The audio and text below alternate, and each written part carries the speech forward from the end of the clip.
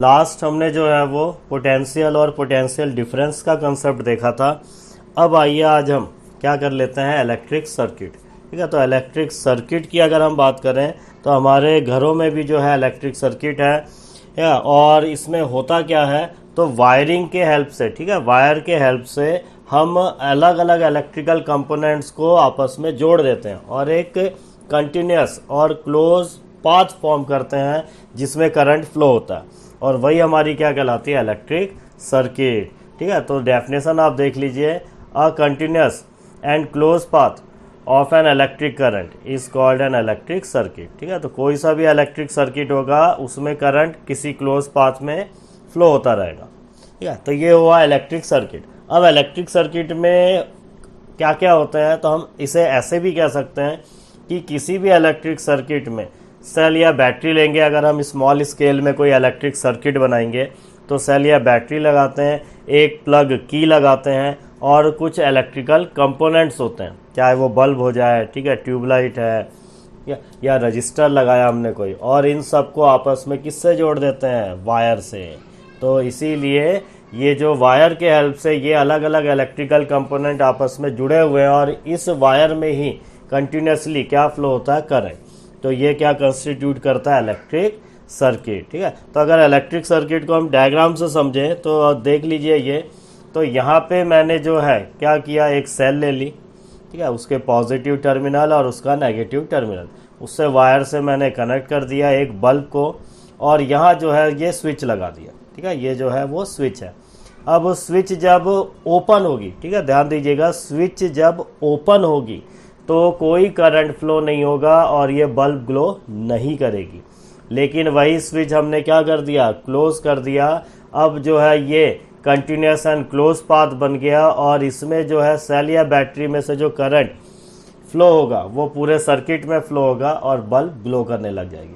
तो ये जो है एक किसी इलेक्ट्रिक सर्किट को क्या कर रहा है, रिप्रेजेंट कर रहा है। ठीक है, तो अब यहाँ पे जो दूसरा नाम आपको दिखेगा वो कौन सा है, तो इसी से मिलता जुलता है और वो है सर्किट डायग्राम। तो सर्किट डायग्राम सिंपल सा कंसेप्ट, किसी इलेक्ट्रिक सर्किट को रिप्रेजेंट करने वाला जो डायग्राम होगा। ठीक है, हमने हमारे घर में जो है वायरिंग हो रखी है, अलग अलग कंपोनेंट्स जो है वो वायर से कनेक्टेड है, तो वो एक इलेक्ट्रिक सर्किट है। अब आपने एक उसी इलेक्ट्रिक सर्किट की एक क्या ड्राइंग बना दी, एक डायग्राम बना दिया, और वो डायग्राम क्या कहलाएगा, सर्किट डायग्राम। तो वैसा डायग्राम जो किसी इलेक्ट्रिक सर्किट में जो अलग अलग कंपोनेंट्स है वायर के हेल्प से कैसे कनेक्टेड है उसे रिप्रेजेंट करे, वो डायग्राम सर्किट डायग्राम है। तो डेफिनेशन देख लीजिए, तो it is the diagram which represent how the different electrical components are connected in an electric circuit. ठीक है, तो ये डायग्राम भी अगर मैं कहूँ तो सर्किट डायग्राम है। क्यों? क्योंकि ये किसी इलेक्ट्रिक सर्किट को रिप्रेजेंट कर रहा है। या फिर आपके लिए एक और मैंने डायग्राम बनाया है, तो ये देख लीजिए। अब यहाँ पे भी जो है हमने क्या किया है, तो ये किसी इलेक्ट्रिक सर्किट को रिप्रेजेंट करने वाला डायग्राम है, तो ये भी कि हमारा क्या हो जाएगा, सर्किट डायग्राम। तो इसमें देखिए वन बाय वन हमने क्या क्या कनेक्ट किया है। तो इसमें जो है हमने क्या लिया, एक रजिस्टर लिया। ठीक है, आगे पढ़ेंगे। एक रजिस्टर लिया है, ये जिगजैग लाइन सी जो दिख रही है ये रजिस्टर को रिप्रेजेंट कर रहा है। इसकी पोटेंशियल डिफरेंस मेज़र करने के लिए देखिए पैरेलल में वोल्ट मीटर लगाया, तो मेंशन भी किया voltmeter connected in parallel with the resistor. फिर इसके सीरीज़ में एक एमीटर लगाया है, तो ammeter in series with the circuit. ठीक है, फिर यहाँ पे एक सेल ले लिया। ठीक है, तो एक सेल के अंदर दो ही इलेक्ट्रोड होते हैं, एक पॉजिटिव और एक नेगेटिव। ठीक है, एनोड और कैथोड, तो ये सेल का रिप्रेजेंटेशन है। फिर ये एक स्विच ले लिया, इसी को ऑन ऑफ करेंगे तो सर्किट में करंट फ्लो होगी या फिर स्टॉप होगी, और इन सब को किससे जोड़ा है, इस कनेक्टिंग वायर से। तो ये एक इलेक्ट्रिक सर्किट है और ये डायग्राम एक इलेक्ट्रिक सर्किट को रिप्रेजेंट कर रहा है, इसलिए ये क्या है, सर्किट डायग्राम है। ठीक है, तो ये हमने दो डेफिनेशंस देख लिए हैं। ठीक है, अब इसके बाद जो हमने कंसेप्ट देखना है तो वो थोड़े से ऐसे ही बेसिक कंसेप्ट हैं, उन्हें भी हम यहाँ पे समझ लेते हैं, फिर हमारा ओम्स लॉ आ जाएगा। ठीक है, तो अब हमने एक नाम पढ़ना, वो क्या है, बैटरी। ठीक है, तो एक अभी हमने डायग्राम में ऊपर सेल देखा, तो सेल में मैंने कहा एक इलेक्ट्रोड और जो है एक एनोड और एक कैथोड होते हैं, ठीक है, एक पॉजिटिव टर्मिनल और एक नेगेटिव टर्मिनल। लेकिन ऐसे वाले ही सेल अगर आपने दो या दो से ज़्यादा, जितने मर्जी ले लीजिए, उन्हें सीरीज़ में जोड़ दिया, ठीक है, तो दो या दो से ज़्यादा सेल्स को अगर आप सीरीज़ में जोड़ देंगे तो फिर वो एक बैटरी बन जाती है। तो सेल और बैटरी में इतना ही डिफरेंस है। तो सेल एक सिंगल, जिसमें एक पॉजिटिव और एक नेगेटिव टर्मिनल होती है, लेकिन ऐसे ही वाले सेल आपने कम से कम दो लेने हैं, ज़्यादा जितना मर्जी ले ले, तो वो एक क्या बन जाती है, बैटरी। तो डेफिनेशन देख लीजिए, व्हेन टू और मोर सेल, ठीक है, are grouped in series then batteries form. और सेल के नाम के अंदर मैंने उसकी डेफिनेशन लिख दिया कि उसमें होता क्या है। तो ये जो है ये सेल की डेफिनेशन हो गई, जो आपको ब्रैकेट के अंदर दिख रहा है कि a device which consist of two electrodes and an electrolyte. Electrolyte cell के अंदर भरा हुआ सॉल्यूशन होता है, उसे इलेक्ट्रोलाइट कहते हैं, और उसमें दो रॉड हम इमर्स करते हैं और वो दोनों इलेक्ट्रोड्स कहलाते हैं। और ऐसे ही सेल हमने कितने, दो या दो से ज़्यादा, किस में जोड़े, सीरीज़ में। अब इस सीरीज़ का भी समझिए आप, ये पहला सेल मान लीजिए, तो इसका जो नेगेटिव टर्मिनल है वो दूसरे सेल के पॉजिटिव से जुड़ा होगा, फिर उसका जो नेगेटिव है वो तीसरे वाले के पॉजिटिव से जुड़ा होगा, तो ये सीरीज़ कम्बिनेशन हो जाएगी और क्या कंस्टिट्यूट कर देंगे, बैटरी। ठीक है, तो अब हमने बैटरी भी यहाँ पे समझ लिया है। अब इसके बाद जो है हमने क्या देखना है, तो हमने, मैंने कहा थोड़ा सा बेसिक से कंसेप्ट, तो वो समझ लीजिए। Direction of flow of current किधर होता है, direction of flow of electron किधर होता है, तो वो अब हमने यहाँ पे देखना है। ठीक है, तो यहाँ एक मैंने लाइन दे रखी है, तो इसमें आप देख सकते हैं क्या कह रहा है। तो यहाँ पे जो है कहीं पे भी, ठीक है, कहीं पे भी अगर आपको फ्लो ऑफ चार्जेस करवाने हैं या फ्लो ऑफ इलेक्ट्रॉन करवाने हैं या फ्लो ऑफ करंट करवाना, तो ध्यान रखिएगा पोटेंशियल डिफरेंस होना ज़रूरी है। ठीक है, इसे मैं ऐसे भी समझाता था कि मान लीजिए दो टैंक जो है वो आपस में कनेक्टेड है बीच में से, ठीक है, टैंक है उसको बीच में से हमने कनेक्ट कर रखा है। एक टैंक में वाटर का लेवल ज़्यादा है और दूसरे टैंक में वाटर का लेवल कम है। अब क्या होगा जब उन्हें आपस में कनेक्ट करेंगे, तो जिधर वाटर का लेवल ज़्यादा है उधर से वाटर उस टैंक की तरफ जाएगा जिधर वाटर का लेवल क्या है, कम। लेकिन वही अगर दोनों टैंक में वाटर का लेवल सेम होता, अब आप उसे कनेक्ट कर दीजिए, तो वाटर का जो फ्लो है ना इस टैंक से, फर्स्ट टैंक से सेकंड पे जाएगा ना, सेकंड से फर्स्ट। मतलब क्या हुआ, वाटर के फ्लो के लिए हमें वाटर लेवल में डिफरेंस चाहिए था। ठीक है, दोनों टैंक में वाटर लेवल पे क्या था, डिफरेंस, इस कारण से जो है वाटर का फ्लो हुआ। सेम वैसे ही किसी भी दो पॉइंट के बीच में अगर आपको चार्ज, इलेक्ट्रॉन या करंट फ्लो करवाना है, तो उन दोनों पॉइंट के पोटेंशियल का क्या होना चाहिए, डिफरेंस। ठीक है, अगर दो पॉइंट का सेम पोटेंशियल होगा तो उनके बीच में याद रखिएगा कोई भी इलेक्ट्रॉन, चार्ज या करंट फ्लो नहीं होती है। तो एक क्वेश्चन भी आता है, मैं यहीं पे बता दे रहा हूँ कि किसी भी इलेक्ट्रिक सर्किट में अगर हमें पोटेंशियल डिफरेंस मेंटेन करना है, ठीक है, ध्यान रखिएगा मेंटेन करना है, मेज़र नहीं। ठीक है, मेज़र करने के लिए तो हमारा कौन सा होता है, वोल्ट मीटर। मेंटेन करना है तो मेंटेन करने के लिए जो डिवाइस यूज़ होते हैं वो कौन होते हैं, या तो सेल या फिर बैटरी। तो सेल और battery are the devices which is use to maintain potential difference between two points. ठीक है, और इस as a result current is flow. ठीक है, तो यहाँ पे मैंने लाइन दे रखी है, आप इसे रीड कर लेना। तो ये मैंने आपको बता दिया कि पोटेंशियल डिफरेंस होगा तभी करंट या चार्ज या इलेक्ट्रॉन फ्लो होता है। ठीक है, अब जो है हमने जो है यहाँ पे आगे का कंसेप्ट देख लेते हैं। तो जो इसमें अगर हम बात करें डायरेक्शन, जो मैं कह रहा था आपको, डायरेक्शन ऑफ क्या है, current and direction of electron. ठीक है, तो किसी भी इलेक्ट्रिक सर्किट में अगर हम बात करें, ठीक है, किसी भी इलेक्ट्रिक सर्किट में अगर हम बात करें तो करंट जो है वो हमेशा सेल या बैटरी के पॉजिटिव टर्मिनल से नेगेटिव टर्मिनल की तरफ मूव होता है। ठीक है, जो direction of flow of current है from positive terminal to negative terminal of a cell और battery, but the direction of flow of electron is always opposite to the direction of flow of current. मतलब current जिस direction में flow हो रहा है वैसे current कहाँ से कहाँ जा रहा है, पॉजिटिव टर्मिनल टू नेगेटिव। तो इलेक्ट्रॉन का जो फ्लो होगा वो नेगेटिव टर्मिनल टू क्या हो जाएगा, पॉजिटिव। ठीक है, तो यहाँ पे अगर हम बात करें तो देख लीजिए जो है मैंने यहाँ पे मेंशन कर रखा है, हाँ ये रहा, कि electric current was considered to be flow of positive charge and the direction of flow of positive charges, या फिर current was taken to the direction of electric current similar होता है।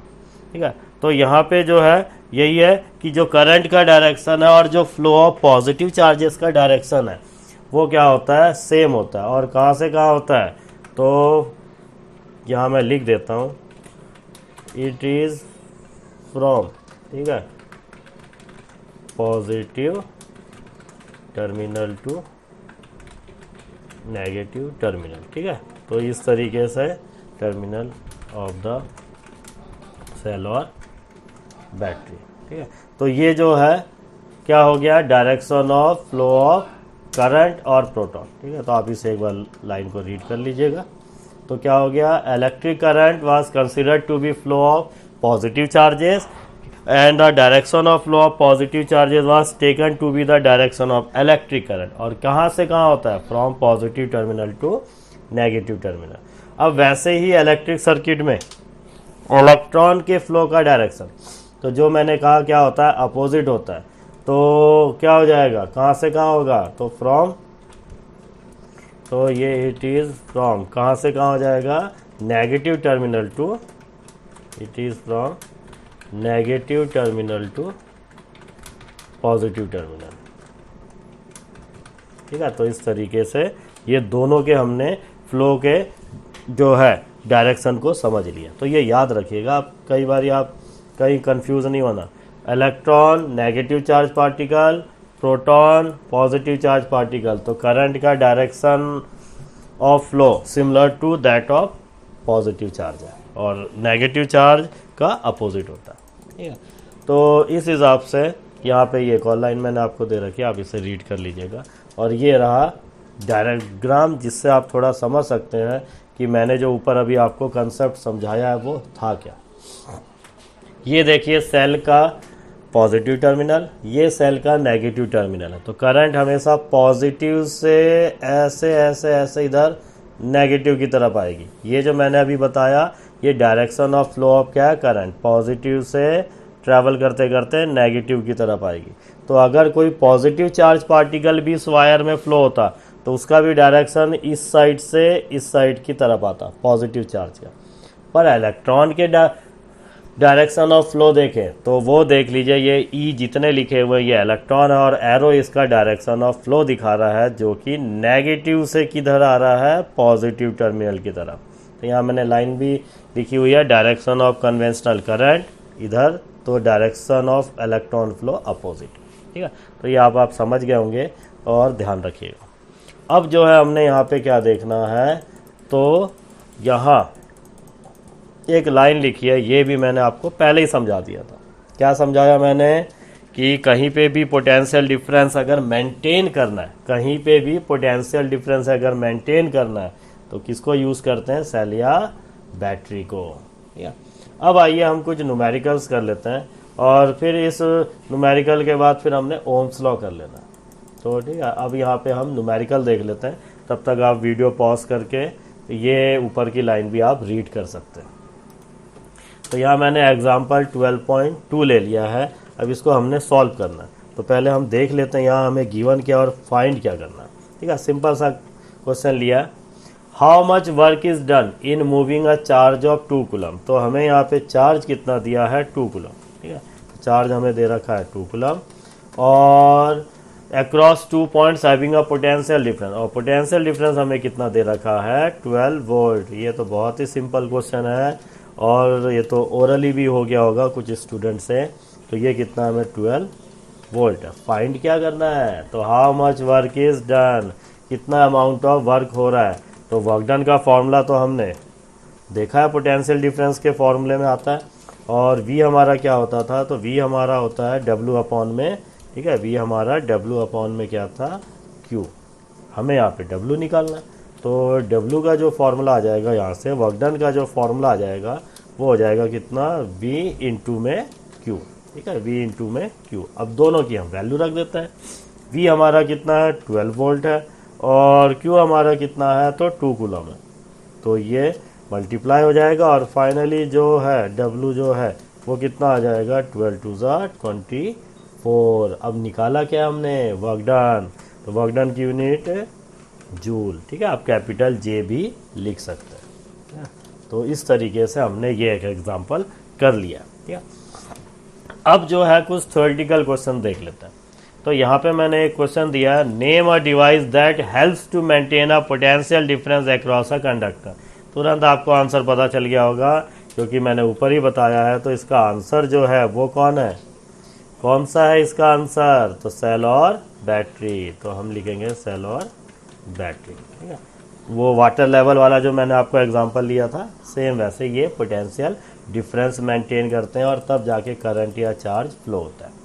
अब कह रहा है what is meant by saying that potential difference between 2 point is 1 volt. इस question को पता आप सिंपल से क्या कह सकते हैं, क्योंकि ये वर्डिंग घुमाई है इसलिए मैंने ये क्वेश्चन ले लिया, और वैसे हमने ये लास्ट वीडियो में कर लिया था। कह रहा है what is meant by saying that potential difference between 2 point is 1 volt. इस क्वेश्चन को अगर मैं दूसरे तरीके से लिखूं तो ये हमें कह रहा है डिफाइन 1 वोल्ट, ठीक है, डिफाइन 1 वोल्ट। तो हमने लास्ट वीडियो में इसको डिफाइन कर रखा था।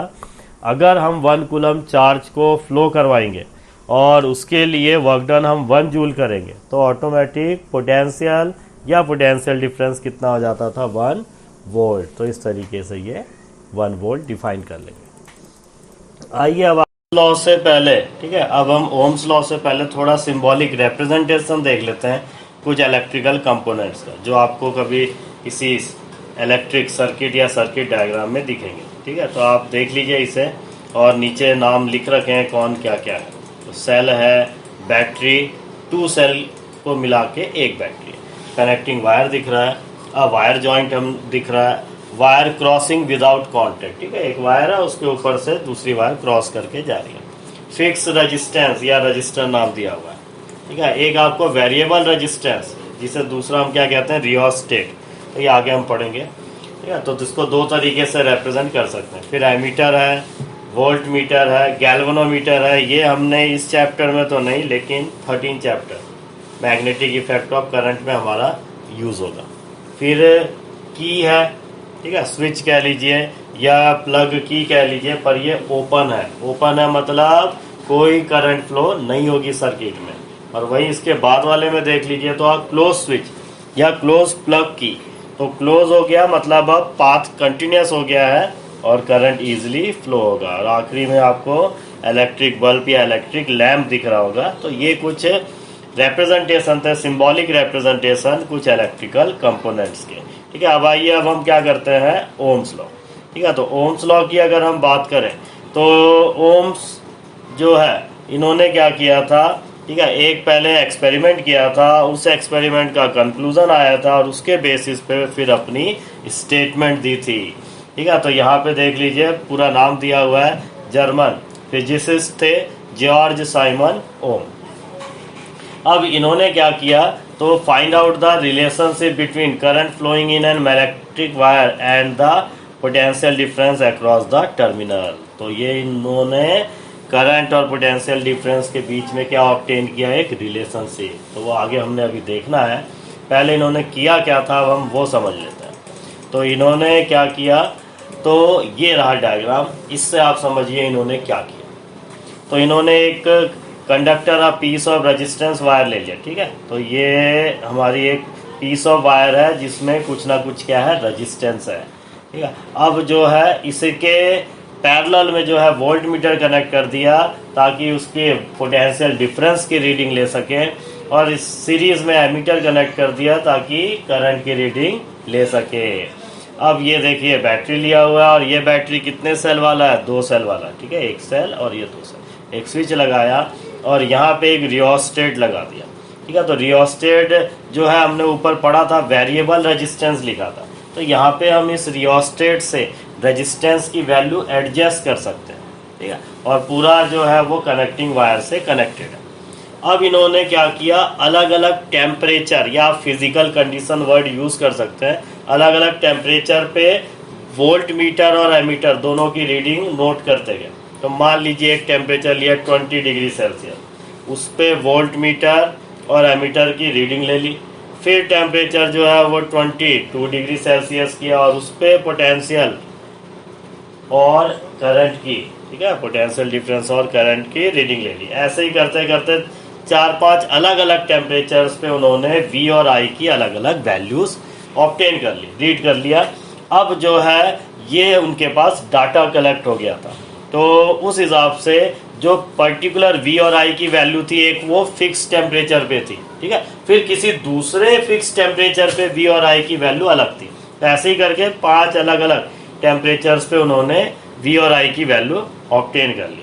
अब उन्होंने ग्राफ प्लॉट किया, ठीक है, तो पोटेंशियल डिफरेंस और करंट के बीच में क्या प्लॉट किया, ग्राफ। तो जो ग्राफ उन्होंने प्लॉट किया, तो वो ग्राफ में ऐसे यहाँ पे डॉट्स मिलते गए और उन्हें जब कनेक्ट किया तो कैसी बनी, स्ट्रेट लाइन। तो देख लीजिए, एक्स एक्सिस पे पोटेंशियल डिफरेंस लिया है, वाई एक्सिस पे क्या ले रखा है, करंट, और जब ग्राफ प्लॉट किया तो ग्राफ कैसा आया, स्ट्रेट लाइन। अब आप ये समझ लीजिए, किसी भी दो क्वांटिटी के बीच का ग्राफ अगर स्ट्रेट लाइन होता है, इसका मतलब वो दोनों क्वांटिटीज एक दूसरे के क्या है, डायरेक्टली प्रोपोर्शनल। तो इस हिसाब से पोटेंशियल डिफरेंस और करंट के बीच में जो ग्राफ प्लॉट किया वो कैसी आई, स्ट्रेट लाइन। इसका मतलब करंट जो है directly proportional to potential difference है।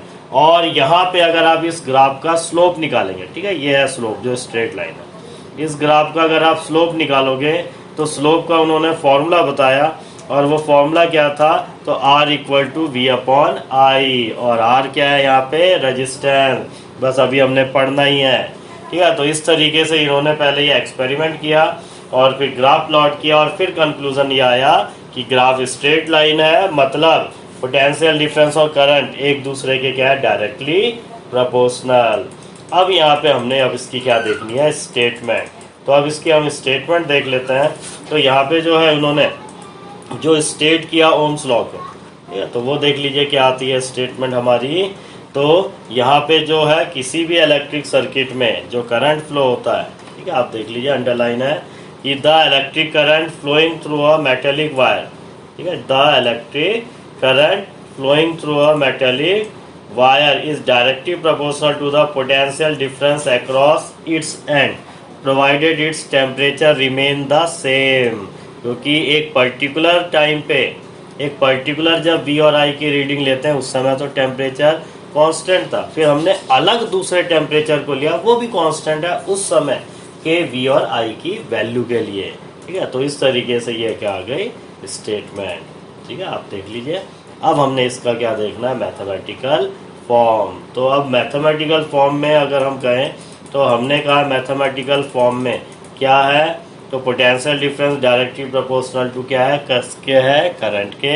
पोटेंशियल डिफरेंस को V से रिप्रेजेंट किया, प्रोपोर्शनल का साइन एज इट इज है, करंट को रिप्रेजेंट किया I से। पुराना कंसेप्ट है, प्रोपोर्शनल का साइन जब भी हटा के हम इक्वल टू लाते हैं तो एक कांस्टेंट लगाते हैं।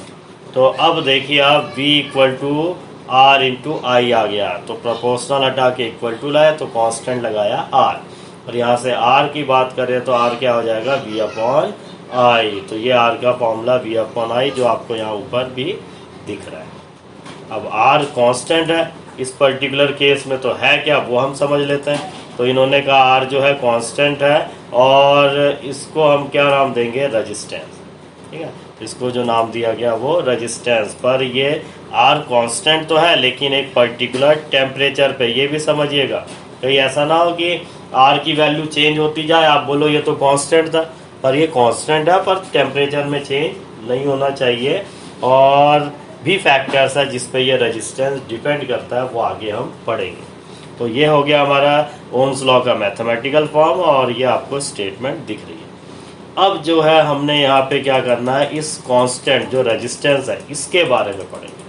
तो अब हमने जो है यहाँ पे किसके बारे में पढ़ना है, तो रेजिस्टेंस के, ठीक है। तो अब हम यहाँ पे रेजिस्टेंस की बात कर लेते हैं, रेजिस्टेंस, ठीक है। तो यहाँ पे हमारा आ जाएगा रेजिस्टेंस। तो रेजिस्टेंस को अगर हम डिफाइन करें तो रेजिस्टेंस हर एक सबस्टेंस में है, और ये रेजिस्टेंस है क्या, तो एक प्रॉपर्टी है, ठीक है। अगर आपको याद होगा 9th में हमने जो है 9th चैप्टर था और force and laws of motion, उसमें हमने एक वर्ड पढ़ा था इनर्सिया। तो इनर्सिया को भी हमने डिफाइन किया था।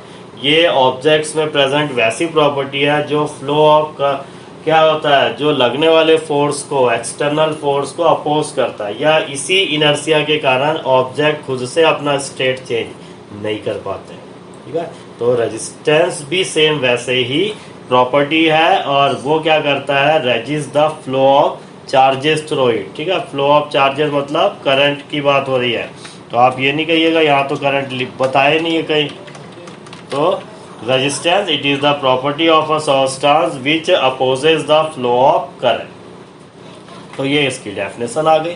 अब इसकी जो एसआई यूनिट देखनी है, तो इसकी जो एसआई यूनिट है वो है ओम।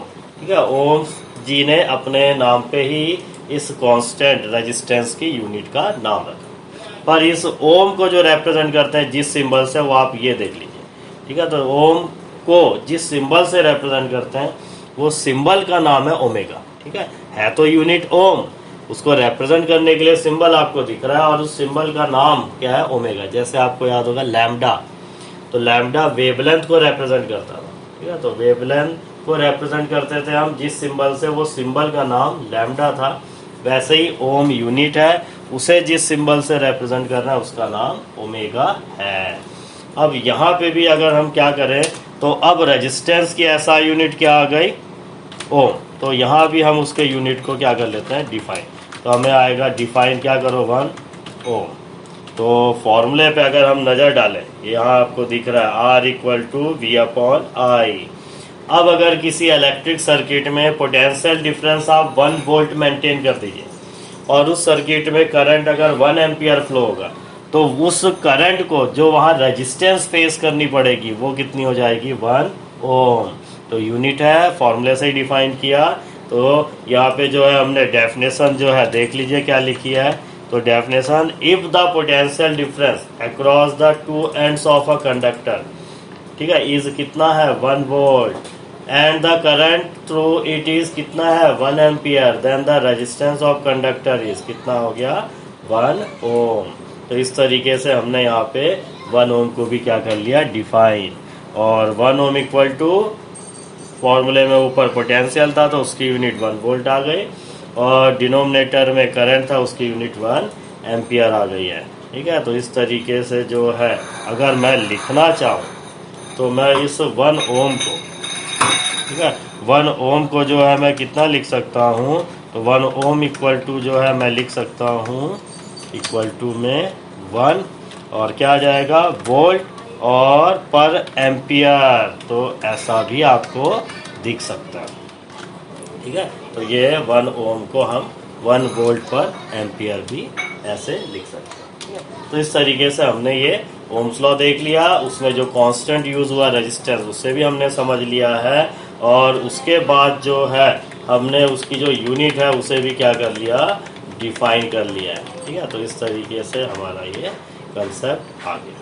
ठीक है, अब यहाँ पे जो है हम आगे अगर बात करें, तो यहाँ हमने क्या करना है, तो हम यहाँ पे जो है कुछ न्यूमेरिकल्स देख लेते हैं, जो ये ओम्स लॉ या जो अभी अभी जो हमें फॉर्मूला मिला है कौन सा, R equal to V upon I, तो उसको हम करके यहाँ पे देख लेते हैं। ठीक है, तो पहला एग्जांपल देख लीजिए। यहाँ पे आपको क्या दिख रहा है, सिंपल से लिए डायरेक्ट फॉर्मूले के ऊपर बेस्ड है।